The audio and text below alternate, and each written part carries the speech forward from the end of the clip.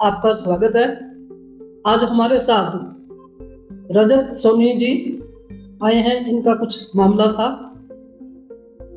इन्होंने बताया कि 11 की रात को 10 की रात को मध्य और ये अपनी शॉप पे काम कर रहे थे। शादी विवाह का सीजन चल रहा था। ये जैसे ही पीछे बैठे थे तो तुलसीराम एएसआई पुलिस दल बल सहित आए और आकर के इनको अपनी ही गाड़ी में डाल दिया। ये पूछते रहे कि भी क्या बात हुई, मुझे क्यों बिठाया गया गाड़ी में, कोई कारण है तो बताओ, कोई मामला है तो बताओ। तो उन्होंने कुछ नहीं बताया। बोले थाने चलो। थाने ले गए और जैसे ही इनके जो अंदर भाई बंधु बैठे थे उन्हें पता लगा कि भी रजत को थाने वाले ले गए, तो वो भी पीछे गए। भी क्या कारण है, आप किस लिए लेके आए, पूछने के लिए गए थे भी क्या कारण है, आप क्यों लेके आए हो और कोई मामला है तो बताओ। तो उनको भी देखो, पुलिस ने जो इनके नेतृत्व तुलसीराम के एएसआई के नेतृत्व में कार्रवाई हो रही थी और उनको भी बंद कर दिया अंदर और कुछ भी नहीं बताया कि क्या मामला है क्या है। और यहां तक कि वो चुप नहीं हुए, उन्होंने इन पर शांति भंग का मामला दर्ज किया और ये बताया कि उस मामले के अंदर ये लिखा कि नगर पालिका के गेट के सामने ये लोग हुड़दंग मचा रहे थे, जबकि ऐसा कुछ नहीं था। ये रजत सोनी जी ने मेरे को सभी बात बताई कि इस तरह से नहीं है। और ये जो अपनी मां नानी हुई थी उससे काफी आहत हुए और लगातार संघर्ष करते रहे। मुख्यमंत्री महोदय से मिले, उनसे लेटर लिखवाया, राजनाथ सिंह प्रधानमंत्री तक पहुंच गए थे ये। और उसके बाद में कई आला अधिकारी पुलिस अधिकारियों से भी मिले। सभी से इन्होंने डिमांड की कि मेरी इन्होंने जो बेइज्जती की है, मेरी मानहानि की है, उससे मैं काफी आहत हूँ, इन पर कार्रवाई होनी चाहिए। क्योंकि बेवजह, और रजत जी ये भी बता रहे हैं कि उन्होंने बहुत बड़ी डिमांड भी की थी जिसको इन्होंने पूरा नहीं किया। और आखिर इनका जो संघर्ष है वो रंग लाया और कल न्यू ईयर्स पर उनके खिलाफ मुकदमा दर्ज हुआ। और अब उन्हें न्यायालय पे पूरा भरोसा है, विश्वास है कि न्यायालय जरूर न्याय करेगा। गलत आदमियों का जो ये हावी हो रहे हैं, इस तरह से पुलिस अपनी घर की समझ रखी है, वो चीज न्यायालय जो न्याय करके रजत जी को न्याय देंगे। हम पूछते हैं रजत जी से क्या कारण था, उनपे क्यों ऐसे शांति भंग में तुलसीराम जी ने पकड़ा और ये कहाँ तक इन्होंने संघर्ष किया ताकि इन्हें सफलता हासिल हुई और इन्होंने उनके खिलाफ, तुलसीराम जी के खिलाफ एफआईआर दर्ज की है। तो इनसे पूछेंगे, ये बताएंगे, हमारे स्टूडियो में आए हुए हैं ये। तो रजत जी आप बताइए कि क्या मामला था इसमें। मैडम एक एफआईआर हुई थी, पहले मैंने करवाई थी एक एफआईआर। किसी एक फ्रॉड बैंक है यहाँ पे फ्रॉड कर रहे हैं वो काफी। अच्छा। तो उस पे मैंने एफआईआर कराई थी अब से 6-7 महीने पहले। उसकी एवज में 2-2.5 महीने पहले उस बैंक ने अपने एम्प्लॉइज के साथ साथ कुछ लोगों के नाम जोड़े कि भाई जिन्होंने उन पे कार्रवाई करवाई हुई थी उनके नाम जोड़े, जैसे मेरा नाम भी जोड़ा उसमें कि मैंने केस कर रखा है तो मुझे कहीं ना कहीं से उसके अंदर लेकर के हैं। उसकी जांच तुलसीराम जी के पास थी। अच्छा। तो मुझे पता चला जी एफआईआर हुई है, तो मैंने अपने एडवोकेट साहब से बात करी कि मैं ऐसे करके कुछ हुआ है। तो उन्होंने मुझे एक सही राह दिखाई कि आप हाईकोर्ट। मैंने अपने पूरे एविडेंस के साथ हाईकोर्ट गया और हाईकोर्ट से मुझे वहां से रिलीफ भी मिला। अच्छा। मुझे वहां से आराम मिला उस मुकदमे के अंदर। तो इस चीज का तुलसीराम जी के अंदर कुछ ठेस लगी हुई थी कि ये मेरे पास नहीं आया, 2 रुपए मुझे देता, हाईकोर्ट क्यों ले गया। इस चीज का मुझे पता नहीं था। उस दिन मैं मेरी दुकान के पीछे खड़ा था, तुलसीराम जी आए। मेरी दुकान पे कैसा शादी का सीजन चल रहा था, रात को 2-3 बजे तक काम होता है दुकान पर, शादी का सीजन चल रहा है। तो हमारे जो एम्प्लॉय हैं उनके साथ हमें खुद काम करवाना पड़ता है। तो मेरी बुआ का बेटा, मेरा मम्मी, मेरा एक दोस्त, हम दुकान के पीछे थे।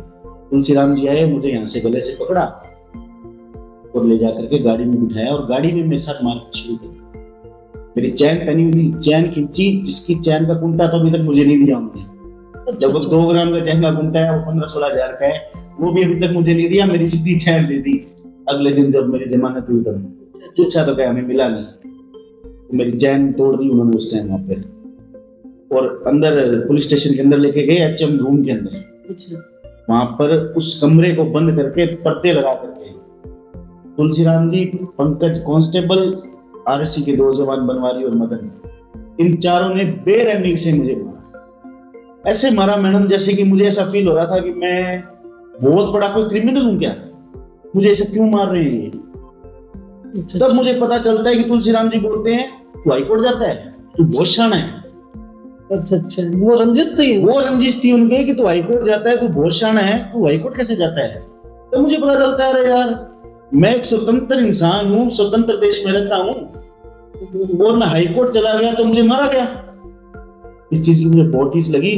तुलसीराम जी ने ये मेरी नाक अपने जूते की नोक पे रगड़वाई उस दिन रात को, जिसकी मैंने आरटीआई लगा करके सीसीटीवी की मांग की हुई है।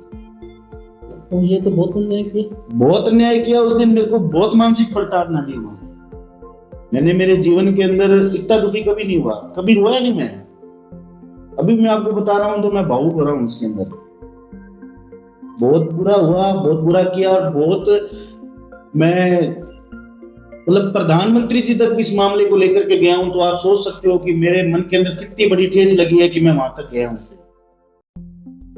तो आपको सफलता कैसे मिली? सफलता मैडम इसके अंदर ऐसा हुआ कि पहले तो यहाँ के जो लोकल प्रशासन था, एसपी साहब थे, कलेक्टर साहब थे, इनसे मिले। यहाँ से हमें कोई न्याय की उम्मीद नहीं, कोई ये न्याय नहीं दिलाने वाले थे।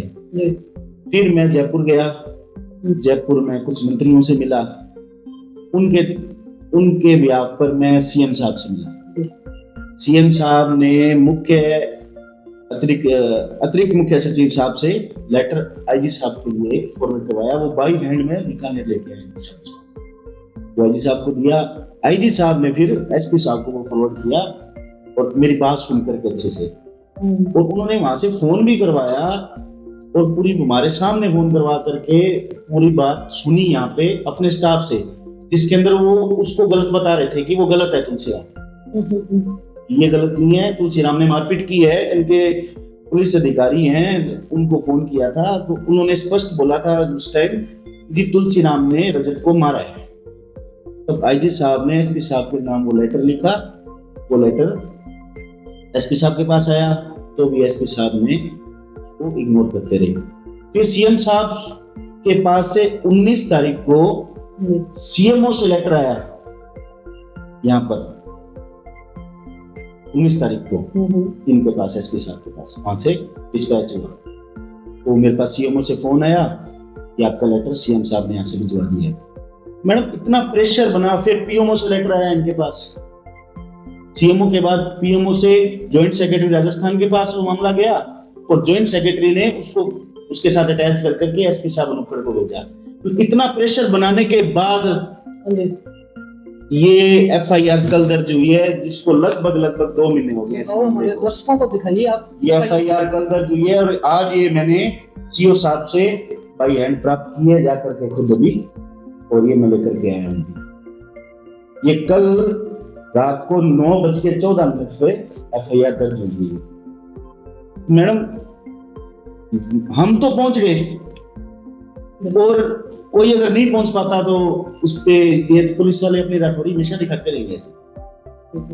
मैं चाहता हूं कि ये मेरा मामला एक मिसाल बने, और इन लोगों किसी के साथ भी अगर कैसा हो तो वो मेरे पास है। मैं सब रास्ते देख लिए और हर प्रयास करूंगा, अगर कोई मेरा भाई बंधु ऐसा कोई पुलिस से कोई भी प्रताड़ित है तो मुझसे मिले, मैं उसके साथ खड़ूंगा तन मन धन से। आपके साथ तो वो हुआ, खोदा पहाड़ और निकली चुरिया, बेवजह आपको मेरे को शराबी बनाया इन्होंने, और मेडिकल तक मेरे का कराने लेके भी नहीं गए। मुझे बोला कि शराब पिया हुआ था, कि भाई शराब पिया हुआ था तो दिखाइए मुझे कि कितनी अल्कोहल थी मेरे शरीर के अंदर। तो कैसे किया उन्होंने कि आप शराब पिए हुए थे? मैडम अब मैं तो अंदर था, मेरे पास तो दोपहर के अंदर 2 बजे आता है पुलिस का बंदा, इस पे साइन कर, पढ़ाया भी नहीं, साइन कर, फटाफट साइन करवा के लेकर के गए मुझसे, जो मेडिकल था। और जो वो साथी थे मेरे और ना, उनसे तो रात को साइन करवा लिए खाली। अच्छा, उनसे रात को खाली साइन करवा लिए, और मुझसे अगले दिन दोपहर के अंदर 11 तारीख की दोपहर के अंदर मुझसे साइन कराते हैं, और मेरी जमानत होती है शाम को 5 बजे के आसपास। तो उस टाइम जो मेरी जमानत हो रही थी ना मैडम, हाँ जी। तो तुलसी राम जी और एक मनीष बिश्नोई करके कांस्टेबल है, अच्छा जी। ये पुलिस स्टेशन के बाहर आ गए और मनीष बिश्नोई मुझे बोलता कि तू इधर से छूटेगा, उधर उधर को अंदर डालेंगे वापस। क्यों डालोगे? तेरे पे वो जो मुकदमा हुआ है, जो फर्जी मुकदमे की बात कर रहा हूँ, अच्छा अच्छा। 618/24 मुकदमा नंबर है वो। हम्म। तो पहले तो मुझसे 1 लाख रुपए की डिमांड की, फिर बीच बचाव में मेरे कुछ थे लोग वहां पे, 25,000 रुपए तय हुए उसके अंदर। और 25,000 रुपए मेरी मम्मी से घर से मेरा कोई जानकार था वो लेकर के आया, उनको रुपए दिया, फिर वो वहां से गए 25,000 रुपए लेकर। मतलब 25,000 की चट्टी तो आपको फिर भी चिप गई। फिर भी चिप गई मैडम। मतलब मेरे साथ तो ये हुआ देखो कि मार भी खाई, बदनाम भी हुआ और पैसे भी लगे। मेरे साथ ये हुआ। तो अब आप जनता को क्या संदेश देना चाहते हैं?